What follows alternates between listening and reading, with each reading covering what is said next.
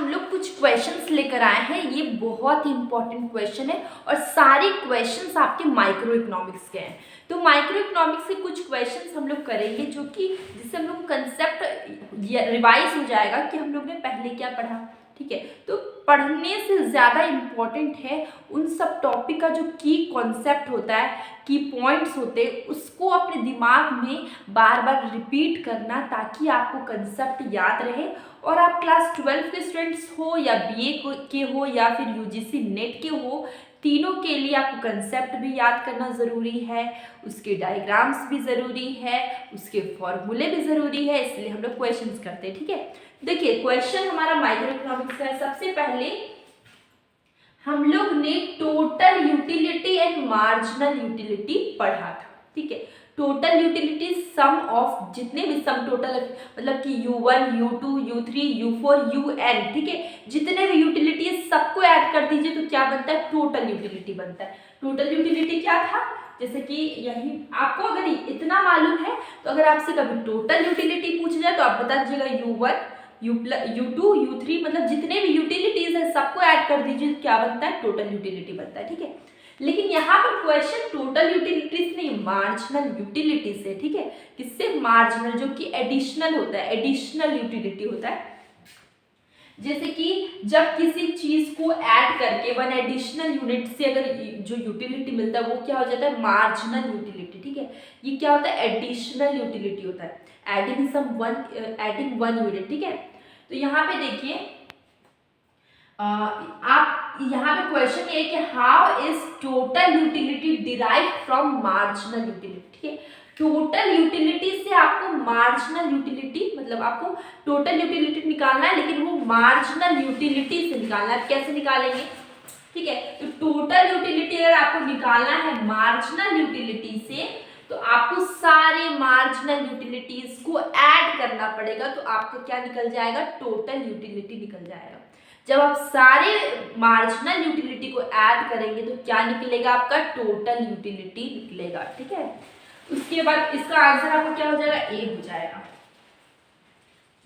जब आप सारे यूटिलिटीज को ध्यान से रखिए, अगर आपको टोटल यूटिलिटी डिराइव करना है मार्जिनल यूटिलिटी से तो आपको क्या करना होगा, सारे यूटिलिटीज को मतलब जितने भी मार्जिनल यूटिलिटी है सबको ऐड करना होगा, उसका सम टोटल आपको क्या निकलेगा, टोटल यूटिलिटी। इसका आंसर क्या हो गया, आपका ए हो गया आंसर।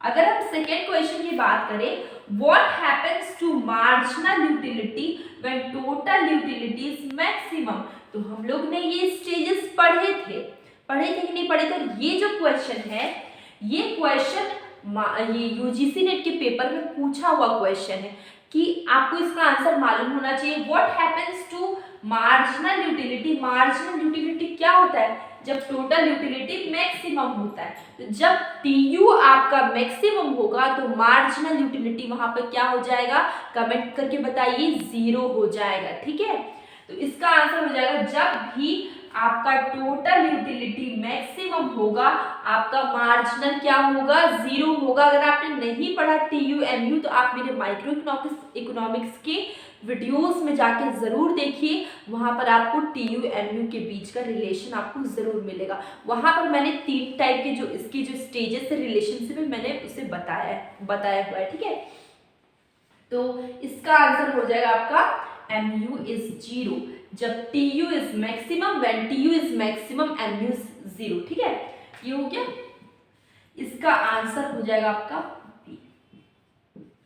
इसके बाद है इंडिफरेंस कर्व ऑलवेज। ठीक है, तो मैंने बताया है इंडिफरेंस कर्व इज ऑलवेज क्या होता है, downward sloping from left to right. ठीक है, तो ये चीज आपको मालूम होना चाहिए। इंडिफरेंस कर्व ये combination of two commodity which give us equal level of satisfaction.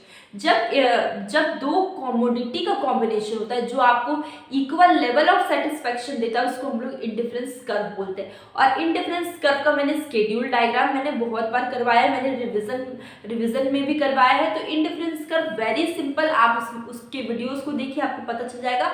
तो आपको यहाँ तक डेफिनेशन क्लियर हो गया। इंडिफरेंस कर्व क्या, combination of two commodity which give us equal level of satisfaction. ठीक है, तो इसका अगर हम कर्व की बात करते हैं तो इसका कर्व क्या होता है, डाउनवर्ड स्लोपिंग होता है, लेफ्ट टू राइट, ठीक है।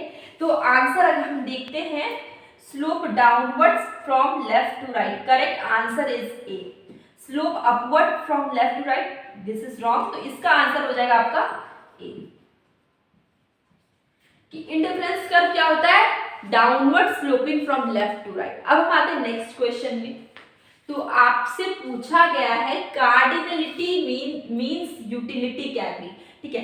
तो बहुत सिंपल है, बहुत इजी है, माइक्रो इकोनॉमिक्स का ये सब बेस है, ठीक है। जितने क्वेश्चंस है माइक्रो इकोनॉमिक्स के बेस से, अगर आपका बेस कमजोर है तो आप क्वेश्चंस नहीं कर पाएंगे। सबसे पहले आपको कंसेप्ट को पढ़ना होगा, समझना होगा, ठीक है। तो उसके बाद आपको ये क्वेश्चंस इतने इजी लगेंगे, आप क्वेश्चंस देखते ही उसके आंसर बता देंगे, आपको सोचना नहीं पड़ेगा।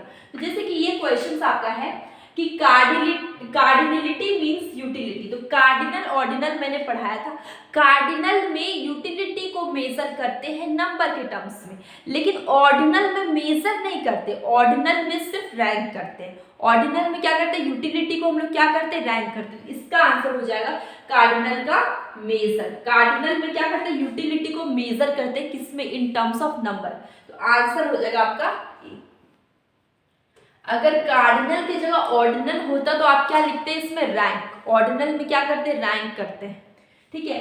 इसके बाद एक क्वेश्चन आपका इंडिफरेंस कर्व है, which indifference curve represent the highest level of satisfaction.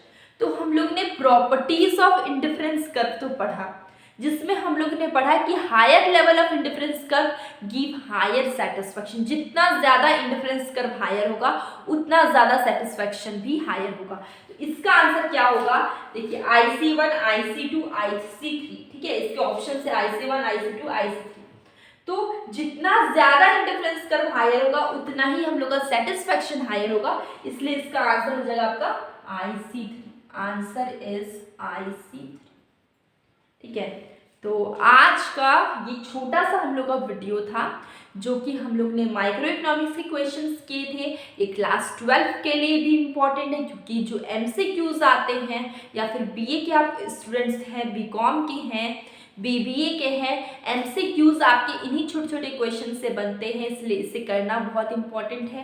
Concept पढ़ना भी बहुत इम्पॉर्टेंट है, और UGC नेट के पेपर के लिए भी इम्पॉर्टेंट है। तो अब हम लोग मिलेंगे कल एक न्यू वीडियो, न्यू चैप्टर के साथ, न्यू क्वेश्चंस के साथ। और अगर आपको कहीं पर भी किसी तरह का भी डाउट है तो आप प्लीज़ मुझे कमेंट बॉक्स में ज़रूर बताइए।